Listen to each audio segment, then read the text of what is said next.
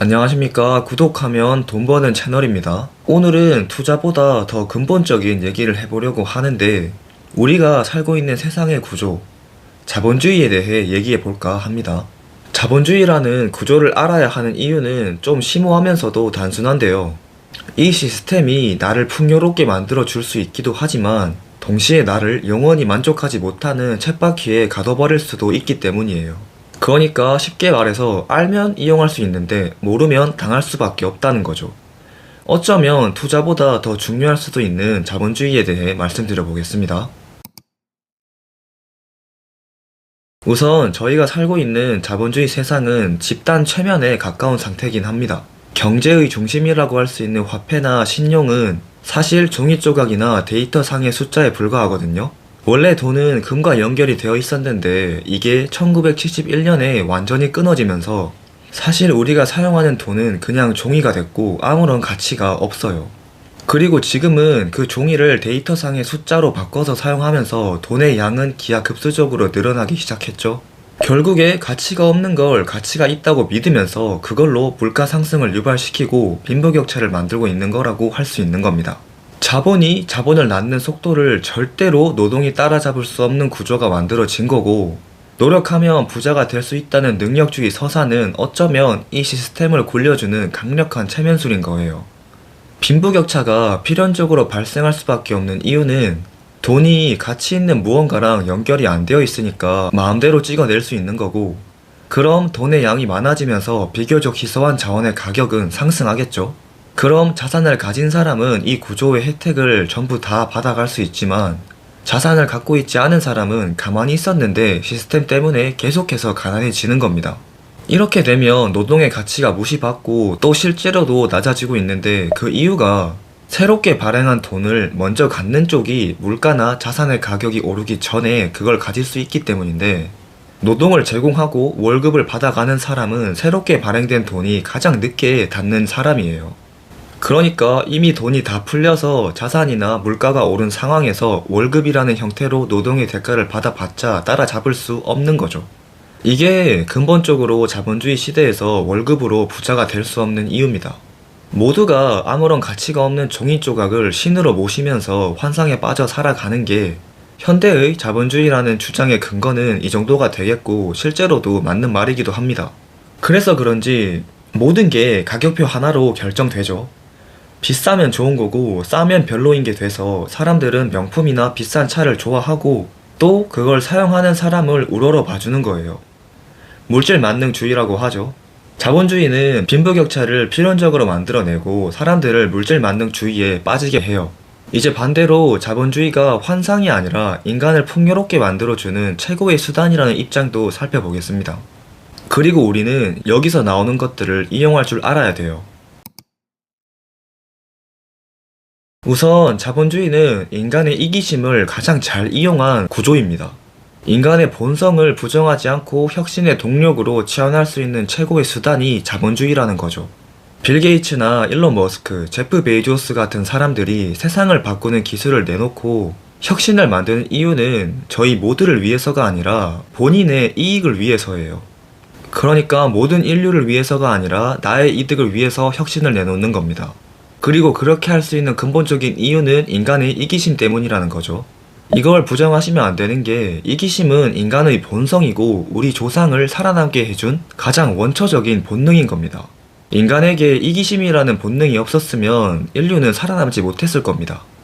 자식을 위한 부모의 희생, 사랑하는 연인을 위해 죽음을 택하는 것도 전부 다 사실은 이타심이 아니라 이기심 때문이에요. 그 사람이 죽는 걸 보는 것보다 내가 죽는 게 차라리 더 마음이 편한 이기심 때문에 희생을 한다는 거죠. 희생의 연료도 결국에는 이타심이 아니라 이기심인 겁니다.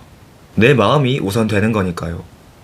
여튼 개인의 이기심 덕분에 자본주의라는 구조 속에서 전 세계의 모든 사람이 컴퓨터, 자동차, 스마트폰을 사용할 수 있게 되는 거예요. 이럴 수 있는 이유가 자본주의는 사유재산권을 인정해 주기 때문인데, 이게 뭐냐면 대충 내 재산은 국가의 것이 아니라 내 재산이라는 걸 인정해 주니까 돈을 위해서 혁신하고 이기심을 이용하게 될 수 있는 겁니다. 환상일 뿐이라고 비판받는 화폐나 신용도 물물 교환의 번거로움을 해소해주고 미래의 가치를 현재로 끌고 와서 투자할 수 있게 해주고 결국 혁신을 만들어내는 고도적 기술이 되는 거죠. 또 자본주의가 살아남은 이유는 이게 완벽해서 그런 게 아니라 공산주의나 사회주의 같은 인간의 선의에 기대거나 중앙 집중적 계획, 그러니까 오직 권력에 의존했던 다른 시스템들이 처참한 실패를 겪는 동안에 자본주의는 위기 때마다 스스로를 수정하면서 가장 덜 나쁜 대안임을 증명해 왔기 때문인 거예요. 아마도 완벽한 체제는 불완전한 인간이 살아가는 사회에서는 있을 수 없을 거고 그나마 잘 돌아가는 게 자본주의라고 생각합니다. 그래서 지금까지 자본주의가 인류의 선택을 받은 거죠. 게다가 자본주의는 필연적으로 빈부격차를 만들긴 하지만 결국에 그 평균 자체를 끌어올려준다는 데에서 자본주의는 환상이 아니라 정말로 풍요의 엔진이 될 수 있어요. 원래 자동차, 핸드폰 이런 건 전부 부자의 소유물이었는데 자본주의라는 시스템은 이걸 결국 모두가 사용할 수 있는 환경을 만들어줘요. 혁신을 하면 기술이 진보하고 그럼 생산력이 올라가니까요. 그렇게 공급이 넘쳐나게 되면 가격은 떨어지고 모두가 기술의 혜택을 누릴 수 있게 되는 겁니다. 이처럼 환상과도 같고 풍요의 엔진이 되어주기도 하는 자본주의 구조 속에서 개인은 어떻게 해야 할까요? 어떻게 해야 피해자로 전락하지 않고 승리자가 될 수 있을까요? 우선 앞서 얘기했듯이 돈은 가치 있는 무언가와 연결이 안 되어 있어서 권력이 원하면 또 대출이라는 형태로 돈의 양이 많아지게 되면서 가치는 떨어집니다. 이게 사람들이 권력에 미치는 이유 중에 하나이기도 해요. 그리고 이 두 가지 이유 때문에 자본주의가 환상일 뿐이라고 불리는 겁니다. 열심히 노동으로 번 돈을 자본주의 구조의 중심에 있는 은행에 예적금으로 맡기는 건 시스템의 환상에 내 지갑을 맡기는 거랑 똑같아요. 결국에 도둑맞고 말 겁니다. 그래서 우선은 노동으로 열심히 번 돈을 가치가 올라가는 부동산, 주식, 비트코인, 금과 같은 실물 자산에 투자해야 합니다. 이제 더 이상 얼마를 모았는지는 중요하지 않아요.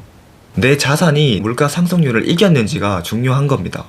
그러니까 투자 없이 일단 돈을 모으기만 하라는 사람의 모든 말을 무시하세요. 돈을 무작정 모으는 과정에서 배우는 게 있다고요? 장난합니까? 그 시간에 잃게 되는 시간과 리스크가 훨씬 더 큰 세상이에요. 정신을 차려야 됩니다.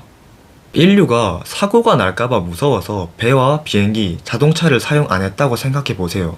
돈을 모으기만 하겠다는 건 비행기나 자동차를 타지 않겠다고 말하는 거랑 똑같은 말이에요. 자동차나 비행기, 선박을 이용해서 얻는 이득보다 이걸 사용을 안 했을 때 얻게 되는 손해가 압도적으로 더 크죠. 무작정 돈을 모으는 것도 똑같은 겁니다. 그리고 좋은 대출과 나쁜 대출을 구분하고 이용할 줄 아셔야 돼요. 자본주의가 환상인 두 번째 이유가 빚으로 굴러간다는 건데 이걸 역이용해야 된다는 거죠. 정말 간단하게 시간이 지남에 따라 가치가 떨어지는 옷, 자동차 이런 걸 산다? 무조건 나쁜 빚이고 가치가 오르는 주식, 부동산 이런 자산을 산다? 무조건 좋은 빚이에요. 물론 투기적으로 사용하면 막심한 손해를 입게 됩니다. 자본주의는 인플레이션이 발생하면 빚의 실제 가치도 줄어들기 때문에 자산을 가진 채무자가 유리해지는 구조라는 걸 절대로 잊지 마세요. 시간이 지날수록 채무자가 결국에 유리해진다는 말 정말 잊지 마세요. 또 노동소득을 자본소득으로 계속 바꾸셔야 합니다. 아니 무조건 바꾸셔야 합니다. 대부분 노동으로 버는 걸 시작으로 하니까 내 몸을 써서 버는 돈을 조금씩 떼서 배당금이나 임대료, 콘텐츠 수익처럼 내가 없어도 돌아가는 수익의 비중을 높여야 살아남을 수 있어요. 내 몸과 노동은 소모품이라는 사실도 절대로 잊지 마세요. 마지막으로 이런 시스템과 어떤 자산을 사야 할지는 저를 구독하시면 됩니다. 말장난이 아니라 진심이에요. 니값 하는 겁니다. 자본주의가 환상이라고 해서 이 시스템 밖으로 나가는 건 불가능합니다. 가장 영리한 생존법은 이 시스템이 환상임을 인지하고 그 규칙을 철저히 이용하는 거예요. 그러니까 돈을 믿지 말고 돈이 흘러가는 법칙을 믿으세요. 그 사람의 말보단 행동을 믿으라는 말이랑 비슷한 거라고 생각합니다. 자본주의는 인류의 욕망을 신용이라는 연료로 태워서 혁신이라는 결과를 뽑아내는 거대하고 정교한 심리적 연구기관 같은 거니까 잘 알아두셔야 돼요. 오늘은 마무리 멘트 좀 다르게 하겠습니다. 돈은 가족도 사랑도 친구도 이깁니다. 저와 구독자 여러분 모두 반드시 부자가 되어야 해요. 잊지 말아야 합니다. 가난은 지옥이고 사람을 악마로 만든다는 걸요. 시간이 지나서 부모님이 아플 때 병원비를 내줄 수 없을 때의 감정, 사랑하는 사람과 현실적인 문제 때문에 이별해야 될 때의 감정, 내가 여유가 없어서 친구들을 만날 수 없을 때, 저는 이 감정을 매번 느껴봅니다. 눈을 감고 상상을 해봐요. 그럼 알게 됩니다. 돈에 미치는 건 나쁜 게 아니라 돈이 없는 사람에겐 정당하고 합리적인 선택이에요. 돈에 미치지 않고 금융 문맹으로 살아가는 건 파괴적입니다.